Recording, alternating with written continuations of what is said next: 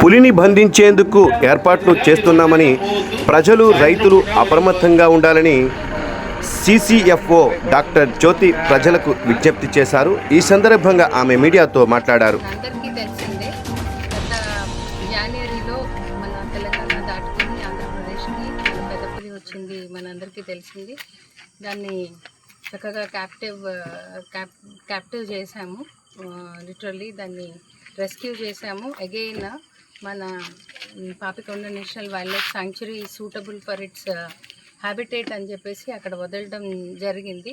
ఎందుకంటే అది it's a perfect habitat for tiger అని చెప్పి. ఇప్పుడు ప్రస్తుతానికి ఏంటంటే గత 20 అప్పటి నుంచి ఇప్పటికీ కూడా ఏంటంటే అది అక్కడ సంచారం చేస్తూనే ఉంది. ఆ నేషనల్ పార్క్ బయటకు వచ్చింది, ఇప్పుడు రైట్ నౌ ఫ్రింజ్ విలేజెస్లో సంచారం చేస్తుంది. అట్ ద సేమ్ టైం ఏంటంటే 20 days నుంచి కూడా అది చాలా థిక్ అండ్ డెన్స్ ఫారెస్ట్లోనే ఉండింది.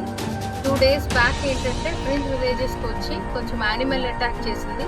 ఇమీడియట్గా ఫారెస్ట్ డిపార్ట్మెంట్ ఏంటంటే కాంపెన్సేషన్ పే చేయడం, ఇక్కడ ఎక్కడెక్కడైతే ఇంకా పాసిబిలిటీ ఉండిందో ఆ విలేజెస్ అందరినీ మనం అలర్ట్ చేస్తున్నాము.